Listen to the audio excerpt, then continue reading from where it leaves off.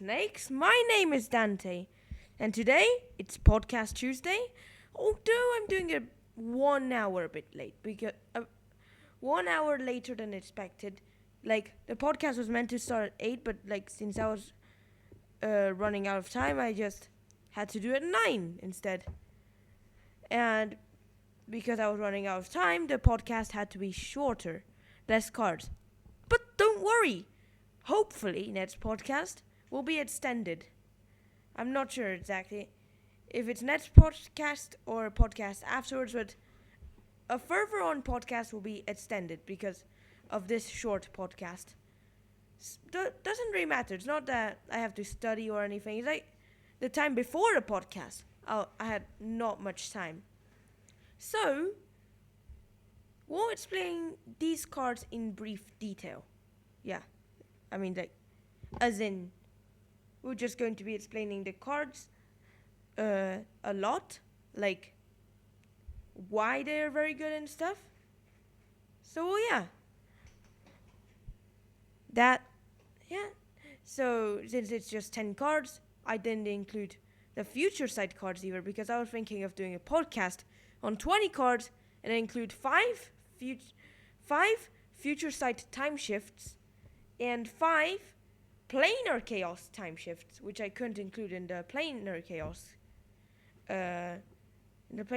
podcast. So yeah, you're not going to be expecting Tarmogoyf in this list. Like, of course, Tarmogoyf is the best card in this set, but that's a time shift. So another podcast, I'll be explaining it. Don't worry, we'll start off with our number 10 card, which is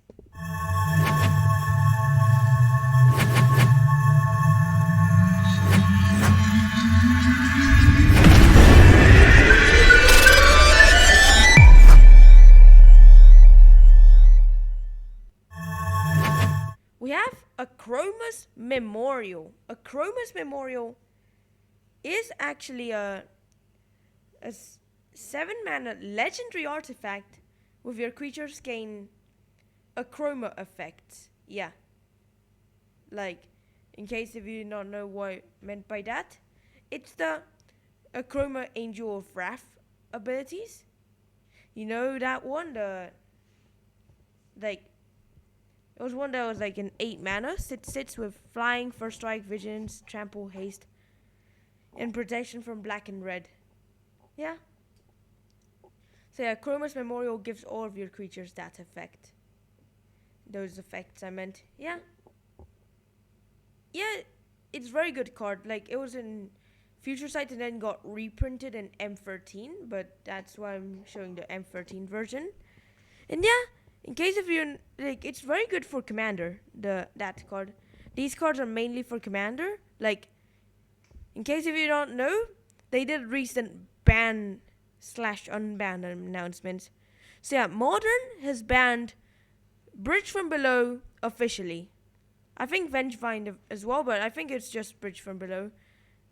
Yeah. And for Commander, they've banned Paradox Engine and Iona, which is the worst part of the ban/unban list. Like, Bridge from Below, I didn't really care about it. Vengevine, I'm not sure if it even got banned. I think it didn't. I think it was just Bridge from Below, not Vengevine. But yeah. And it was like the Hogak deck did not even affect me at all. Like it tries to do a combo, but then like when they just start doing the combo, by then they've already lost. Otherwise they'd be at bolt range, and like if they do a combo, bolt the player, and like they have like the Modern Hogak deck stands no chance against the Boros Burn deck. Yeah. Okay, but let's go back to this podcast. Yeah, Akroma's Memorial is very good. Although it's 7 mana, it is very good. You can easily get in Commander. Like, flying, that's good. That evades many creatures. First Strike, wow. Great combo with Death Touch. Yeah. And it's very good, yeah. Vigilance. Wow, you can block. Trample. Oh, great. You do not care about jump blocking. Haste? Wow, that's way too fast. And then protection from black and red, aka protection from Rakdos. And then, like, it's not really that relevant, the protection, but, like, all the abilities. There, all on all of your creatures, that's OP. But that's not the best. We've got 9 more to go yet. For card 9, we have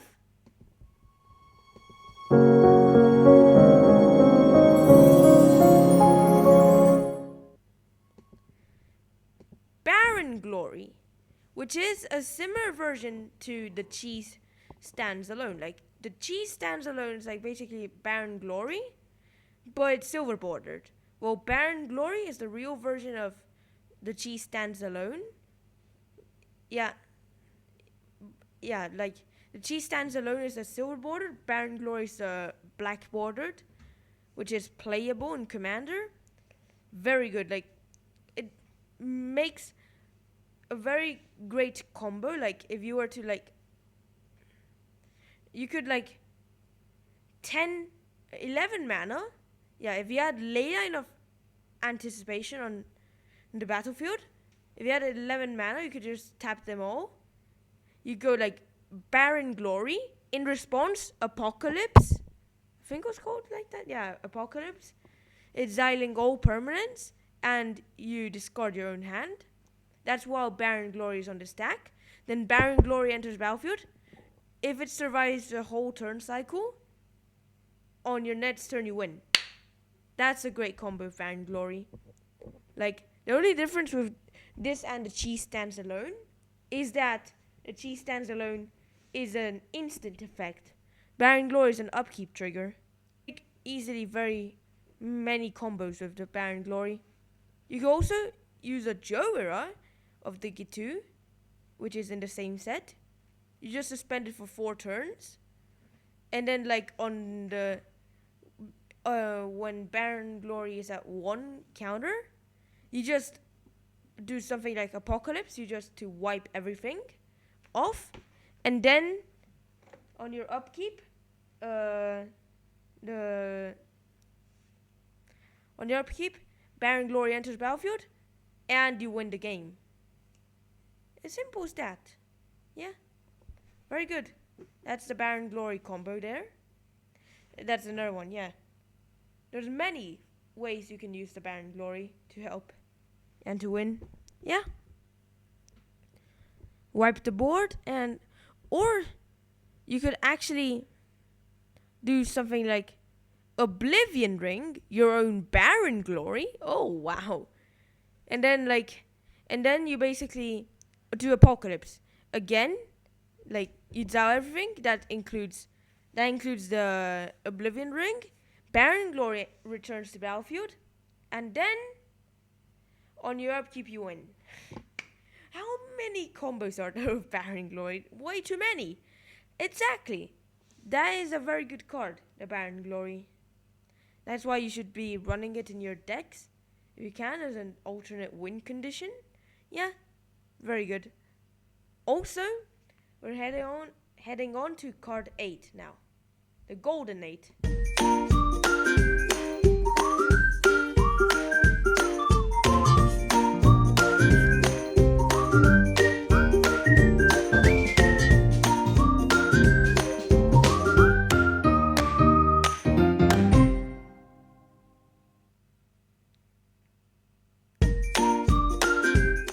We've got Cloud Key. And you're like, what is a Cloud Key? Okay. Well, yeah. Cloud Key. Yeah. It's a very good card.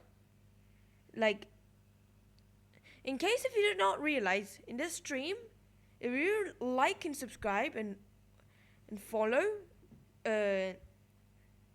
you could receive a pre-release code of your choice. M20, which is a new set, War of the Spark, Ravnica Legends, and Guild of Ravnica. They're all still on stock, so yeah. Well, M20, try get those codes fast because soon they might run out. But also you can take War of the Spark if you want, or Ravnica Legends, or Guilds of Ravnica. But if you like and subscribe and follow, you could, if you like and subscribe to my YouTube channel and follow my Twitch channel, you could earn 2 codes instead of 1. But if you just follow or like and subscribe, you only earn 1. So remember to smash that like button, smash the subscribe button as well, and also follow my Twitch channel. Very cool. Yeah. Remember to like, subscribe, follow. Yeah, share with friends even. So yeah, now we're talking about the Cloud Key. Cloud Key is a free mana artifact which literally says, as it enters battlefield, choose a non-planeswalker spell type. And then choose artifact, creature, enchantment, instant, or sorcery. There is no planeswalker choice since planeswalkers did not exist at the time. Well, Tribal has been introduced to Future Sight, which is a spell type. I don't know if there's any Tribal land. Is there a Tribal land? I think not. But yeah. Cloud Key, you can't choose Tribal and you can't choose Planeswalker. They're both card types, but Planeswalkers first did not exist at the time. Second, there's only one Tribal card at the time, which was a Future Sighted card, time shifted in the same set, which was a Tribal Rebel Aura. Yes. It's basically like Luminous Bonds, same mana cost and stuff, but it's a rebel as well. Yeah. But still, I think pacifism is much better, unless if you're going rebel tribal, because rebels and some mercenaries had the ability to bring another rebel onto the battlefield from your library. Yeah. So you could even use that card. Bring it in, because it doesn't say rebel creature, it says rebel. So a rebel enchantment could also work. Yeah. Yeah, Future Sight is a very good set. It's mainly in those Future Sighted cards, aka time shifts. Well, yeah, I'd say I want to do those cards as well, and the Planar Chaos time shifts, which were basically color shifted versions of old cards, you know what I mean? It's the old cards. Well, in Planar Chaos, is basically those cards, but with a different color and stuff, and with a different name. So yeah, that was the Planar Chaos time shifts. I want to include them in this podcast, but I'll include them in a different podcast. Hopefully next podcast. Yeah, I don't know, but okay. Yeah, because if we were including the time shifted, Tarmogoyf's the best in the set, but we're not including time shifted, so it's going to be a different card. Yeah, as the number 1. Now to card 7, we have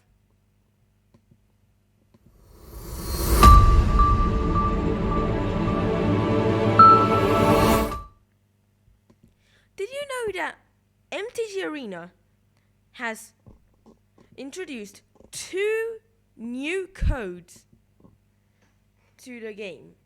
So yeah, if you did not know that, well, now you do. So remember to put those codes onto MTG Arena. They are in the description below on YouTube, yeah? Because the 2 new codes are Level Up. Literally gives you 2 levels for your Mastery Pass on MTG Arena. Which yeah, it's very cool. Yeah. And also, Play M20. Play M20. Which is a code which gives you free packs of M20 on MTG Arena. So remember to put those codes in when next time you play MTG Arena. So yeah. Also, if you haven't put those already, you could put the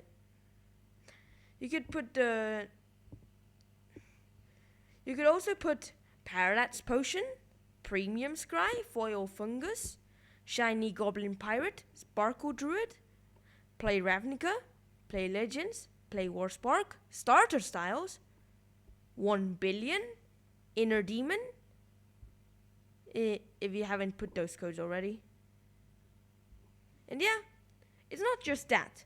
If you want a free code from any set, basically Guilds of Ravnica, Legends, War of the Spark, and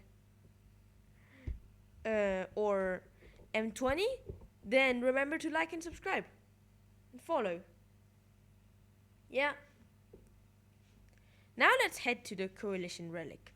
Coalition Relic is a 3 mana artifact which you can tap to add 1 mana of any color to mana pool. Oh great, it's instantly better than Manalith. Yes, Manalith. Okay, yes, of course, Manalith is a bad card, so yeah, of course Coalition Relic is better than Manalith. It's like, because you can also tap to put a charge counter on Coalition Relic. You go like, why would I use a charge counter on the Coalition Relic? And like, the reason why is, at the beginning of your pre-combat main phase, remove all charge counters from Coalition Relic. And 1 mana of any color to mana pool for each charge counter removed this way. So yeah, what you could do is, of course, you can tap them for 1 mana, or like, you could store a charge counter onto the Coalition Relic. So basically, like, you keep the Coalition Relic up, and then if you did not spend the mana of the Coalition Relic, you put charge counter on it, and in that sort you have an extra mana with the Coalition Relic. Also have some synergy with the proliferate effects. So if you put charge counters and proliferate, and you put more charge counters onto Coalition Relic, on your next turn you'll be getting more mana with the Coalition Relic. That's another way, but the main trick is really just like, put charge counter end of turn. On your turn you receive a 1 mana by removing charge counter, and in case if you need it, you tap it again for mana, and there you go. Now that's how you could use a Coalition Relic. Yeah, it's very good, actually. I've seen it in Commander being played, and it's very good, actually. Now to card 6, we have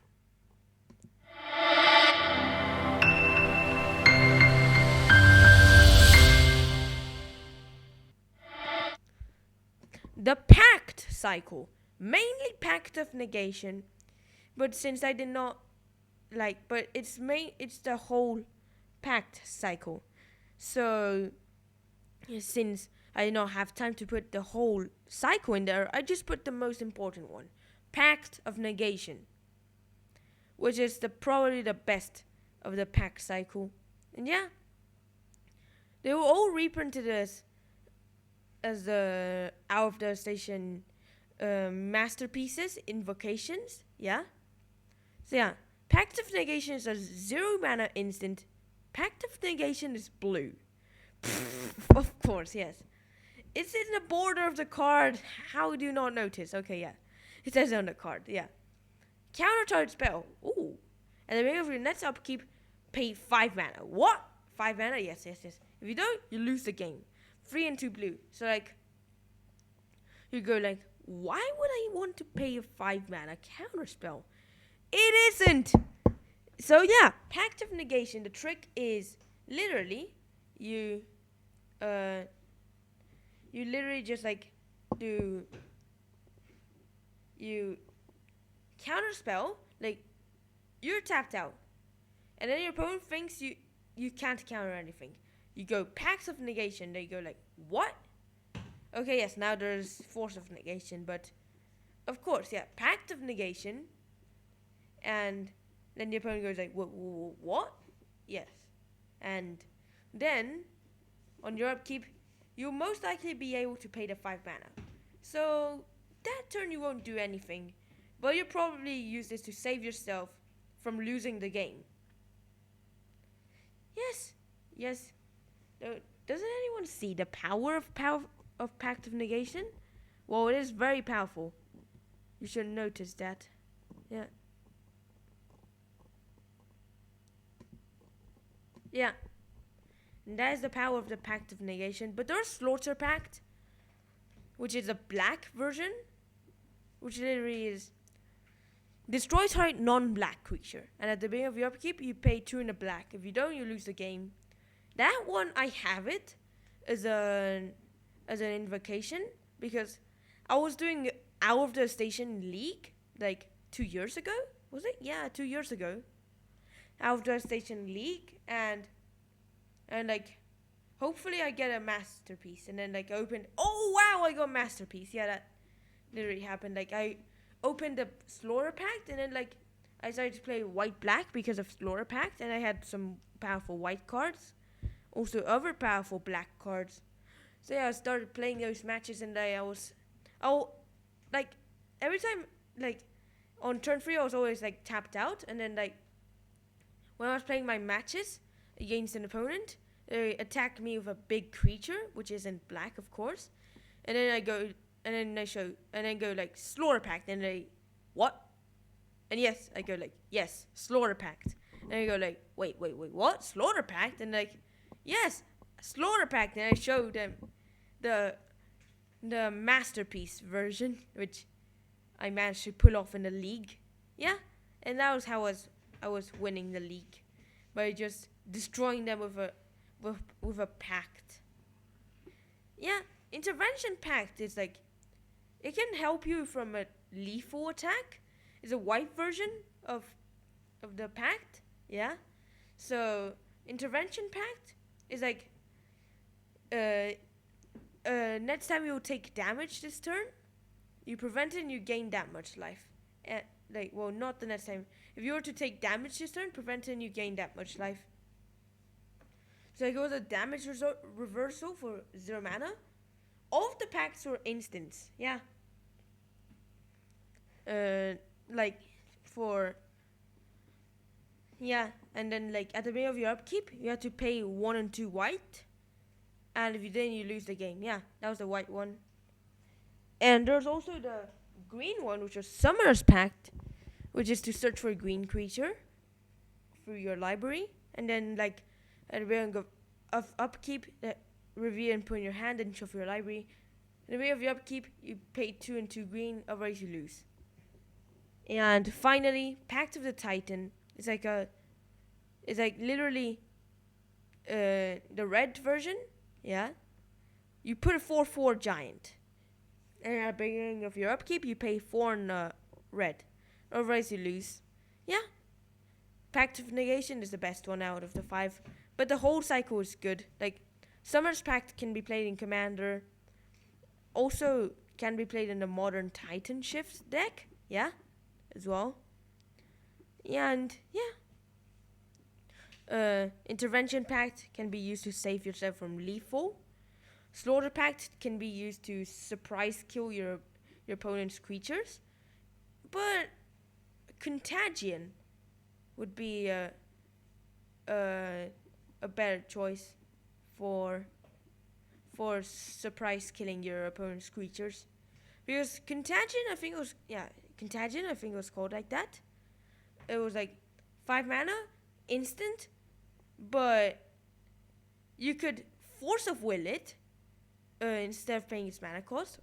What? You go like, what do you mean by Force of Willing it? Well, what I mean by that is that you literally do the same thing as Force of Will. You like, exile a black card and pay 1 life instead of paying its mana cost. Yes, Force of Will is exiling blue, but since it's black, the Contagion, you have to exile a black card, of course. And you distribute 2 -2, -1 counters among 1 or 2 creatures. You're like, wait, what? -2, -1 counters? Yes, they are a thing. Don't ask me why, but they are a thing. They are very cool. Like, it is very cool. Like, you could like kill 1 creature, kill 2 creatures, weaken 2 creatures, most likely kill a creature. Yeah, kill a creature and weaken the other. Who knows what you could do with Contagion, but it's going to be very effective. Yeah. Now on to card 5. Wait, did I show this?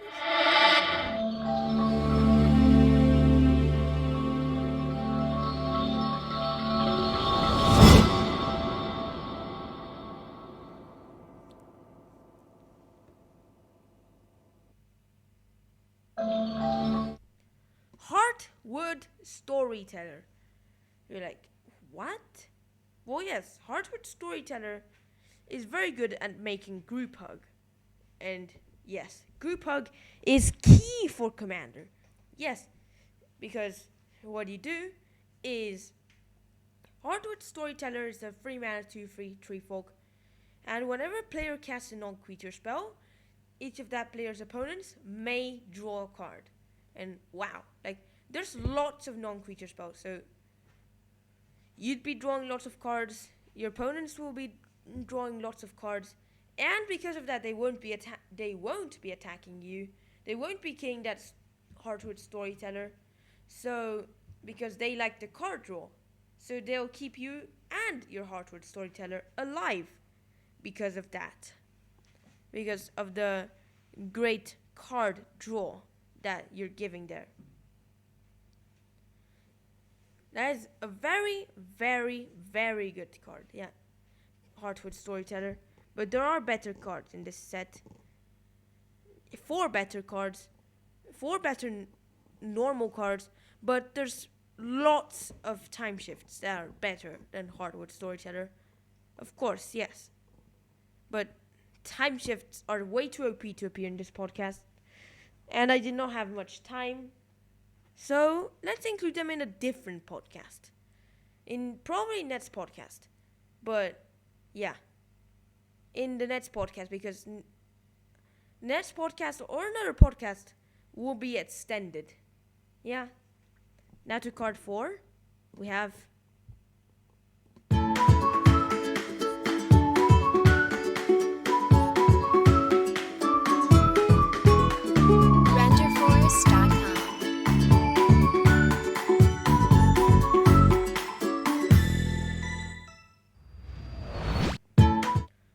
You're like, why take possession? Well, I'll tell you why.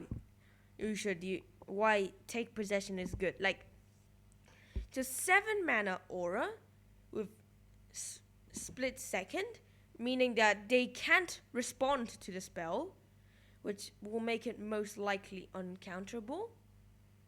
And yeah, uncontrollable and uncontrollable by an opponent. Or yeah.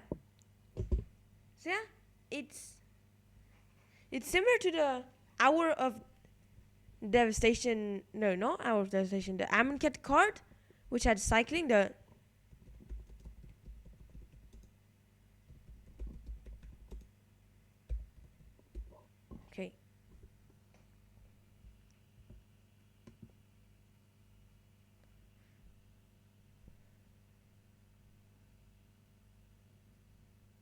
Yeah, lay claim, which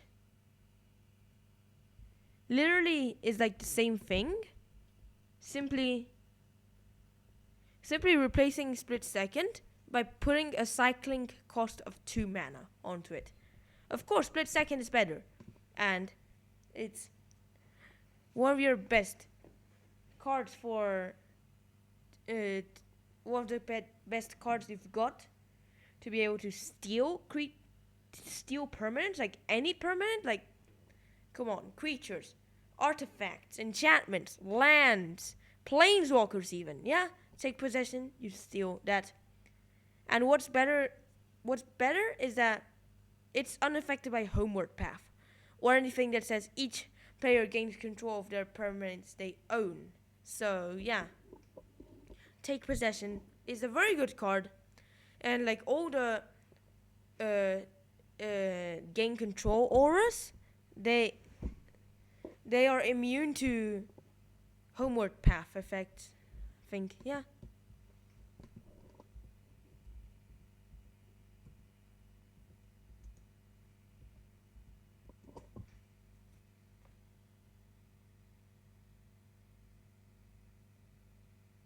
Hmm.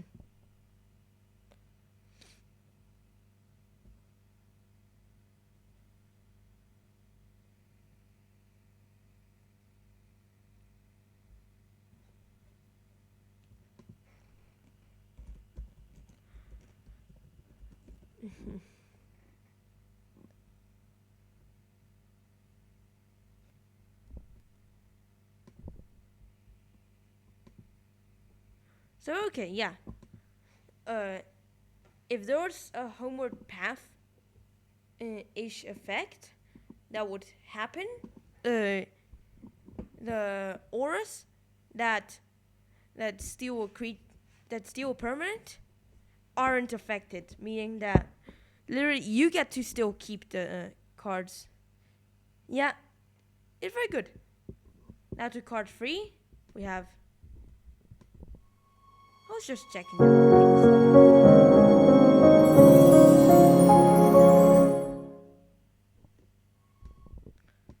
Darkmoor Salvage. And yes, that is basically the first card with Dredge. Yes. So Darkmoor Salvage is a land that enters tapped. You're like, number 3 spot goes to a land? And yeah, yes. It's not just any land. It's a powerful land. Because while yes, it enters tapped, and it taps for black, but has Dredge 2. Dredge 2 land. That is Gitrog combo. Of course, it's a Gitrog monster combo. It is very powerful. Like, it's a land that could mill you and help you get a land you need, or like if you use the graveyard, it will help. Makes it like it could benefit you by being destroyed. If someone was to land destruction Darkmoor Salvage, it could help you. Yes. It makes an excellent combo with any discard outlet, like a Eula's Influence, for example, which is a new discard outlet. A Eula's Influence, and you could also a Eula's Influence, Darkmoor Salvage, and Gitrog monster. So basically, you could discard Darkmoor Salvage infinite amount of times. So literally, like, mill infinite, then with your Ulamogs, you shuffle back infinite. So like mill, shuffle, and then like you also get infinite draw triggers, or like many draw triggers and stuff. And like you could like draw your whole library. Also, you could with Lotus Petals get infinite mana as well, which is a complicated combo. And then you get infinite bears. Yes, infinite bears. And then next turn, unless if you can somehow give the bears haste, you win the game. Of course, Concordant Crossroads, you could win the game instantly. Or, yeah, you could just like obliterate an opponent with something. Like, yeah, obliterate everyone with Hurricane for infinite damage and cause the draw. Like, why would you do that? Why would you ever do that? Unless if you really want to draw a match. Like, if you want to draw a match, well, in standard, there is an infinite combo, which is Polyraptor and Marauding Raptor. Yeah, it's very good. I could explain you the combo in a future video, yeah, which will be coming very soon. But tomorrow, there's going to be a new premiere on my YouTube channel, an unboxing video of M20, which I honestly believe it wasn't very bad. That wasn't that good, but check it out. It will be very cool. Like, yeah, it's going to be on Premiere. So remember, just watch the video when it gets Premiere tomorrow, and yeah, enjoy the polls. I guess, yeah, enjoy the polls. And that will be my fifth premiere, of course. Like my first two premieres were like Magic Fest unboxing videos. Then the third premiere was Warp Spark prize release prizes. Fourth was just a premiere podcast, which since I was on trip and the Wi-Fi was very bad, I had to premiere the podcast. And now coming soon will be a premiere unboxing video on M20 prizes, which is equivalent to booster bots. But of course, they come from different boxes. So yeah, the polls might be different than what you expected. Like instead of being 6 mythics, there's 2 mythics. Or like instead of 6 foils, there's 7 foils. Wow, yeah. That's incredible, yeah. You should watch it. Yeah. You should just check out the new premiere that's coming soon. Yeah. Onto card 2, we have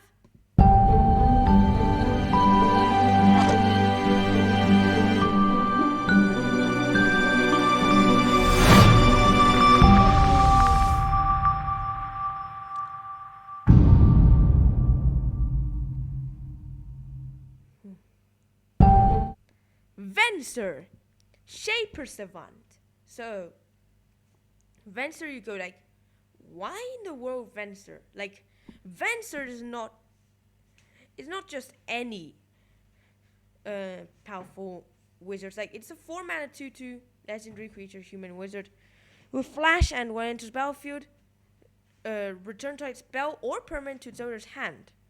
So yeah, you could just like, it could be a creature that could bounce anything, like a spell or a permanent. Like, you could bounce any permanent. Like, if you were to like infinitely create Venser, like create lots of Vensers or somehow, or cast it infinite times, you could just bounce everything from your opponent. Like, you're like a capsized infinite, yeah.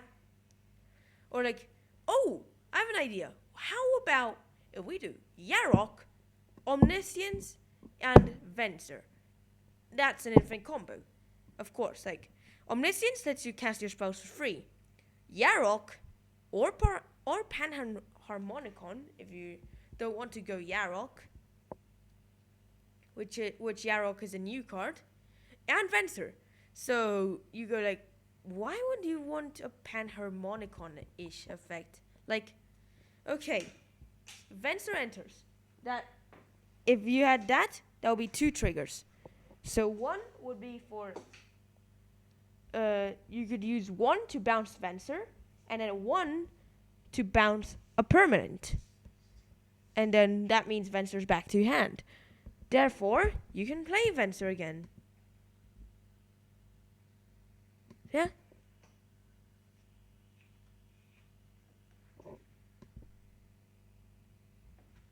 And then you just repeat that, and you bounce everything, and you could also do it on your opponent's turn. Like, they drop a land, and they, no, bounce the land back, and bounce back Venser. And you're like, you repeat the trick, and they just can't do anything for the whole match. That's a powerful combo of Venser. Or like, if they were to cast a spell, bounce that. Nope, you're not casting anything today. Could also work with Grape Shot. Like, you're like, Grape Shot, Venser, Grape Shot. Pfft.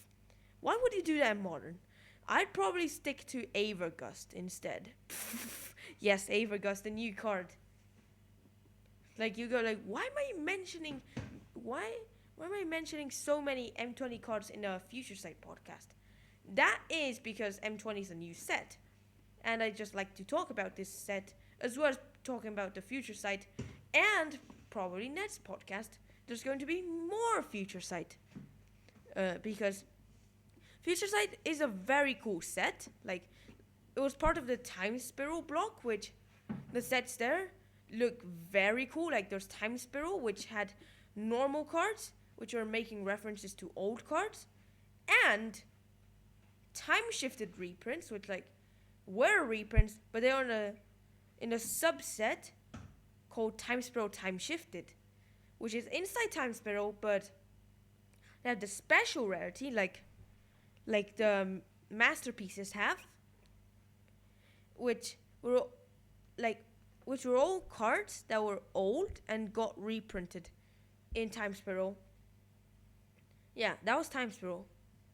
Yeah, and it looked very cool. There was also Planar Chaos. I did open a pack on Planar Chaos in Spanish, and Planar Chaos was there are some cards, more cards that were making references to the past, but that was mainly in the time shifted cards that were in Planar Chaos, which are literally like the old cards, but with a different name and color. So you see, for example, card name Sedge Troll has been time shift, which Sedge Troll was red. It was it was a red free and a red, I think it was, for 2/3 troll with I'm not sure. Sedge Troll. Okay, Sedge Troll. Well, yeah, it's a very old card with Sedge Troll is. Oh, it's a free mana. It's a free mana 2/2. Gets +1/+1 as long as you control Swamp. And for black, you can regenerate Sedge Troll. But of course, there is what you could also do. What was also in the set was not also in the set. Sedge Troll's the old version. In Planar Chaos, there was the time shifter, which was Hedge Troll, which is the green version of it, and it gets +1/+1 as long as you control planes, and for 1 white you can regenerate it. Yeah, that's a time shifted card there for you. Yeah, that was in the set Modern Horizons, which had some legacy reprints introduced to modern, and some references to old cards. Well, older cards, not necessarily old cards. There's some cards in this set that are making references to modern cards, not just legacy cards. And even I think there's some referencing standard cards as well. Yeah? The ones from Dominaria and stuff. But, of course, yeah. This is Future Sight, not Modern Horizons. Future Sight, there are some cards making references to past, of course. But mainly, in the time-shifted cards, there are cards making references to the future, not to the past. Well, there was a card in Time Spiral or Planar Chaos, I'm not sure which one of those two, which instead of making a reference to an old card, they made a reference to a newer card. Yeah. So yeah, for example, Horizon Canopy was originally from Future Sight, which was time shifted, and now it is now an enemy cycle has been introduced to Modern Horizons 1. Yes, that's very cool, and they were actually very easy to get. So I always got Sunbaked Canyons and yeah, I always got all of the lands. Well, it's time to head to the final card of the podcast, which we have over there. The first card, the number 1 card. Renderful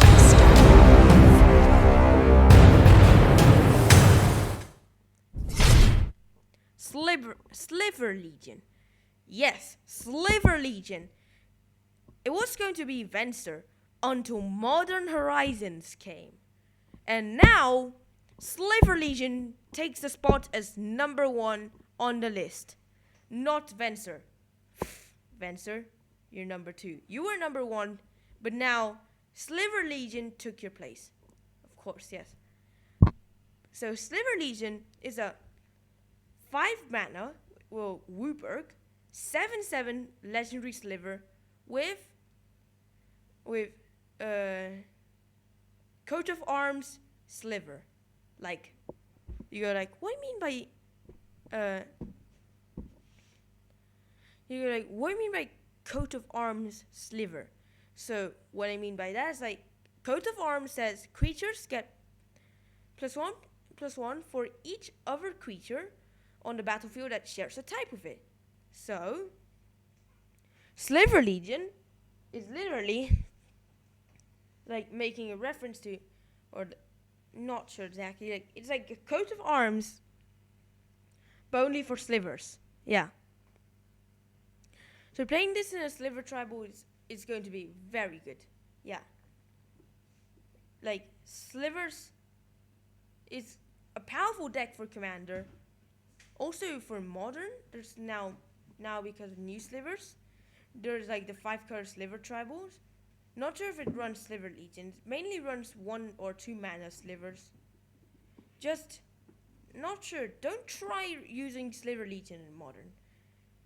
But you can keep on trying if you want. If you want, try winning matches by using Sliver Legion in modern.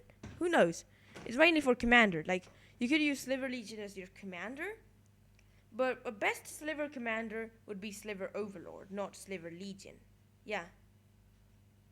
Because like Sliver Overlord would just search off your slivers. Like, you're like Sliver Legion, Sliver Hive Lord, Sliver Queen, the first sliver, and so on.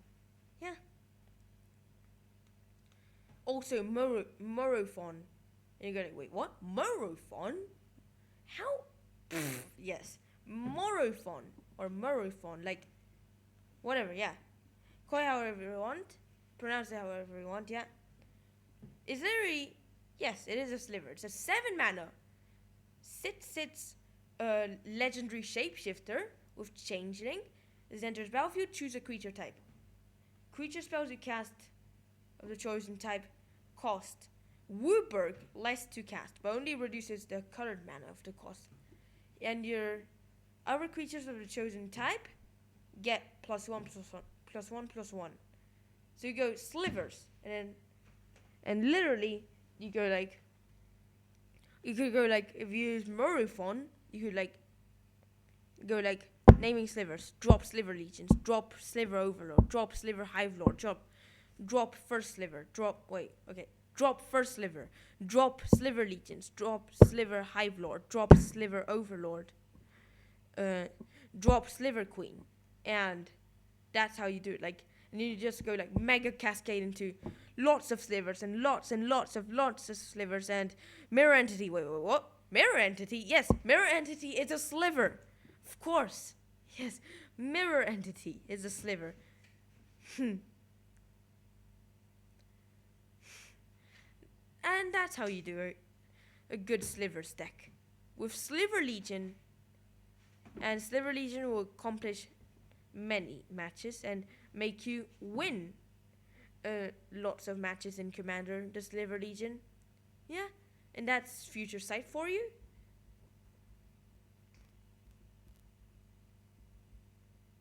So, okay. Type in the stream chat, live chat, top chat, or in the comments which one of these cards do you like the most, and what's the recommendation for the next podcast. Also, stay tuned to our next video streams and podcasts, and a podcast will live every Tuesday, like that one, so stay tuned to them, and watch our videos too. They're usually longer than that one, like, they mostly be like 1 hour and a half, but since I did not have much time, and I did a short podcast, it's only 50 minutes, don't worry. Next podcast will be extended, so yeah, and also, remember to like, subscribe, follow, share with friends, and yeah, I said that already. Okay, yes. And guess what? I'll be returning to those old infinite combo videos. In case if you did not realize, like, a long time ago, I was doing infinite combo videos on some cards that make an infinite combo or make a powerful combo. So I'll return to them explaining standard infinite combos, which like are currently standard legal. So yeah, of course the first combo, like I'll include the newest combos. Like M20 has introduced a new combo. So remember, check out that video when it comes out. Also, Wolf of Spark has introduced free infinite combos. Yes. And now, yeah. Remember to watch those videos. Thanks for watching. Hope you enjoyed the video and bye. Beautiful.